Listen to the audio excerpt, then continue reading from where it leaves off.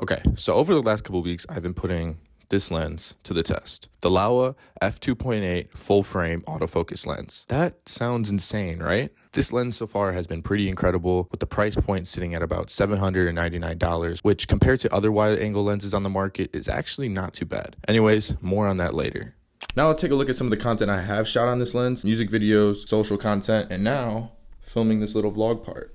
This lens can get pretty close. Now let's get into the full details of this lens. Like I said, I have been using this and testing it out in all different types of situations over the past few weeks, from music videos to run and gun social content to fashion campaigns. And yeah, this lens has been nothing short of incredible for me. So many pros, and there's only one downside that I have to this actual lens, which is the filter thread. Using step-up rings on the lens with my ND filter creates a little bit of vignetting and cropping at the top. It is not too big of an issue. I would just have to downside my ND filter and purchase a new one. For me, it hasn't been too much of an issue. I just crop in a little bit, or sometimes I'm not even using my ND filter when I'm shooting indoor areas, for example. That's just one little nitpicked issue that I have. Just decided to get that out of the way. So yeah, that's one thing to be cautious of when buying this lens and using step-up rings. You might have a little bit of crop in the corners, but shouldn't be too much of an issue. You'll still get this super wide 10mm view, maybe just cropped in a little bit, and also can give your videos an even unique look having that crop. But now let's get into the pros of this lens. Autofocus on this wide of a lens is super useful. There's lenses that are super wide, cinema lenses, but they're usually all manual focus, which you'll have to have someone pulling focus on it most of the time, depending on the production that you're on. But for me, run and guns, where it's just one-man bands, just me and my camera, just running around with this lens, it is super useful to get those shots in those environments and those budgets where you don't have someone being able to pull focus for your shoot. The full frame on this wide of a lens allows for full true 10mm. You can get the Sony 10mm to 18mm, but it is an APS-C lens, which there will be a crop in. The true wideness of the lens will be at about 16mm with the crop, but this you have absolutely zero crop, so you get a true 10mm feel. And again, the only downside would be if you have to crop in a little bit with the vignette from using step-up rings with your ND filter. Now, one of the reasons that I really like this lens compared to other wide angle lenses is the price point. The price point on this is very good compared to the price point with the Sony 14mm, which is about $1,300, I believe, maybe even more. And which brings me to another point with the Sony 14mm is that there are no filter threads on that lens. You would have to use ND filters for your sensor and not on the actual lens, which for most people is not possible. You would have to purchase a certain set for your sensors or just have already inbuilt ND filters in your camera, which for most don't have unless you have like the FX6 or more cinema cameras. With this lens having a filter thread, allowing you to actually put your ND filters on and keeping your aperture and getting that shallow depth of field. Let's get to my absolute favorite part of this lens. This lens is a full rectilinear lens, meaning there is little to no warp at all on this lens. It basically gives you a full true 10mm look. I'm sure if you've seen a lot of these super wide lenses, they're usually classified as fisheye lenses because they do have that certain warp to it, which is fine and looks amazing in some cases, but this lens has that true full wide feel without any of that warping at all, except a little tiny percentage in the corners. But this lens truly gives you that full wide angle feel and look with very little to zero warping at all. Just has that full flat look, which just looks absolutely amazing. It makes everything look super wide, no warp, and gives the feel like this lens is being used in a high-end production. Very quickly, I want to hop into my editing software right here and look at some of the unique angles and some of my favorite shots that I have gotten over the past couple weeks with this lens.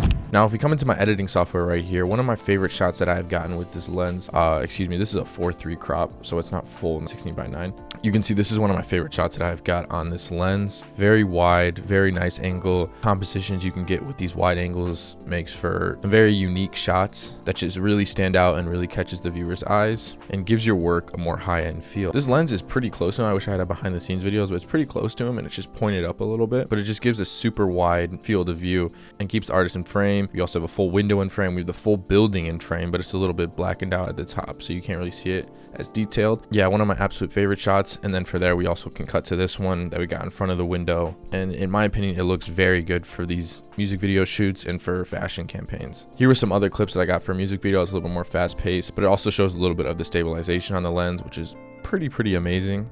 I was able to do a lot of twists and turns with the lens and it was able to keep pretty stabilized. Here's just another quick clip from that music video as well. Just swipe transitions, see how wide the lens can get. For these, they're a little bit more cropped in because I was using my ND filter on these scenes, but you still get such a wide view. Keeps a lot of that room in focus you can see right here, especially with this shot, just how stable those twists and turns are. These are also just some shots that we got for a fashion company, but you can tell just how wide that lens gets. Here it's keyframe, so it's kind of zoomed in and then just comes really wide for those social clips. Very wide here, coming in, swipe transitions again. But yeah, just having a super wide angle lens like this in your kit just keeps it super versatile. You can get so many unique shots, stuff that would just like really stick out to a viewer. Yeah, I've been very happy with the shots that I've got recently, and I'm excited to try it out even more.